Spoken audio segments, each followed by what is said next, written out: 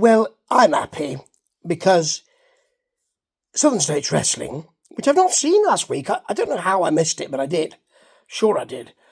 Has Lord Murphy Costigan all over it. Now, he did say, last time I watched, that Chase Emery will get another chance at the title, and Lord's title, of course, and he might not make it to that particular event, and he has, as he says later, paid a large amount of money to Mike Mann to join him. And so at the head of this episode, what do we see? Both of those people, the sophisticated scoundrel and his employee, beating the hell out of Chase Emery. Now, no wonder Beau James talks of title turmoil, because it is. Turtle turmoil. No, title turmoil. That's what it is. I don't know. Turtle turmoil? That would be some kind of supercharged turtles who'd taken a load of steroids. Perhaps. I don't know. But anyway, this is probably better.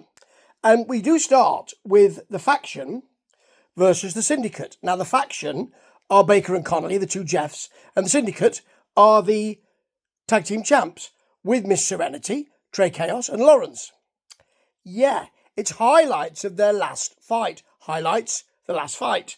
They all attack early on. And it's rather good, this, actually. There's a big double faction hip toss, and Baker holds Trey up to drive him onto a Connelly knee. I think if I remember rightly, he drives him on the knee, the shoulder on the knee. So he's holding him upside down, I think, if I remember rightly.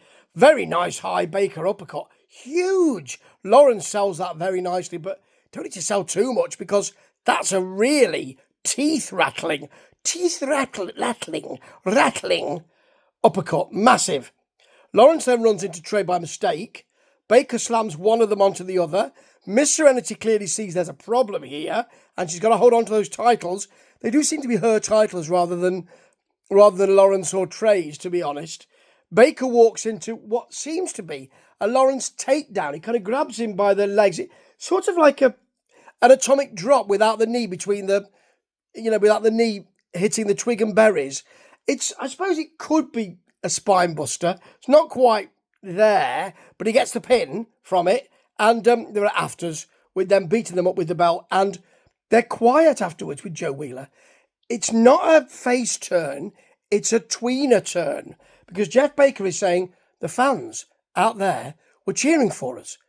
And it's not because people like them, it's because they dislike Miss Serenity so much. So that's a really good way of doing it. They're tweeners, they can't be faces, there's no way. They're tweeners, and they'll probably revert back to heels after they've won the titles, which I think they will. But got the 34th anniversary coming up. That show coming up with, of course, Lord versus Chase Emery. He is, though, fighting CJ Knight here on this episode. And the sophisticated scoundrel, the royal rogue, who curls his tashes just like moi. But he started to curl his tashes after he saw me, I suspect. They weren't curled before I started reporting and reviewing this wrestling show. But there you go, they're curling well today. I haven't had a problem with this one, but today it seemed too bad. There's an errant hair.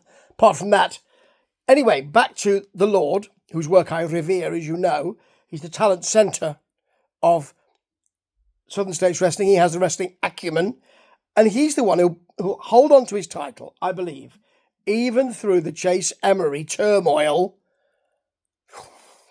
because he knows what he's doing. He was facing CJ Knight, who actually beat him for the title, but because he plays the long game, Lord Murphy Costigan, he wasn't the champion for long, because Lord got that belt back. Of course he did. Now, we've got there's quite a lot of stuff here that makes me think, and Lord will refer to it later on, stacking the deck against him. Early on, we got the referee checking him and rechecking him and checking him and rechecking him again. No one else gets that. Okay, he finds something in the knee pad. I think it was a metal plate. I think it's because He's got a bit of an injury. Lord, I'm sure that's all it was. But anyway, we've got some CJ Knight shots. And then while he's in the corner and the ref's got his back turned, his mate, Mr. Man, runs in. I mean, he sprints in, hands him something, sprints out again. He puts it back in his knee pad, does the Lord, and it's the piece of metal. Again, it's great. Nasty elbow to the back of the head. And the ref counts. Jeff Sterling, is he called Jeff Sterling? Mr. Sterling, who's on the management committee, breaks the ref's count. You can't do that. Not even if you're management. Because he wants the ref to know about the thing that's in the knee pad. So the ref finds that out. And it's a DQ. Well, that doesn't matter, does it? Because he still keeps his title. You see, this is the issue. It's called the champion's advantage. And whether or not they try to stack the deck against Mr. Murphy, he comes through, doesn't he? Because he knows what he's doing. And he has it up here. This is wrestling acumen, isn't it? So he lost on that DQ, but there you go. I mean, really? For management to stop the count? Blimey. Anyway, then we've got Mr. Man attacking CJ Knight as an ankle lock for absolutely ages. Wild, in inverted commas. Bill is out. And he's smacked. Sterling then gets on the apron. Why, I don't know. He's not a wrestler. He's smacked by Lord Murphy Costigan. And, you know, you can say he shouldn't do that. But what's he doing on the apron anyway?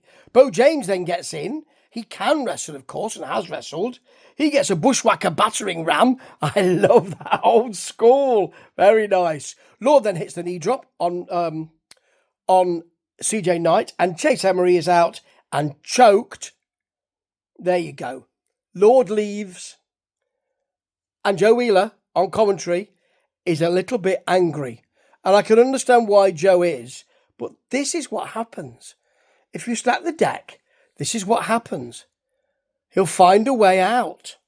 He's very good at all that. And that doesn't sit sometimes very well with management at Southern States Wrestling. Or indeed with fans. But it does with me. And Lord gets to have a chat with Mr. Man. And I love the way that Man makes Lord Murphy Costigan laugh. He's paying him, of course. And then he's told that Beau James will ref his next title match. Now, Beau James and he don't get on, and Lord Murphy Costigan can't believe that. It's shocking. It's shocking, but then he very quickly realises that although the deck is stacked against him, and he just used that phrase, he tells Beau that he better call it down the middle, because if he doesn't, there will be repercussions.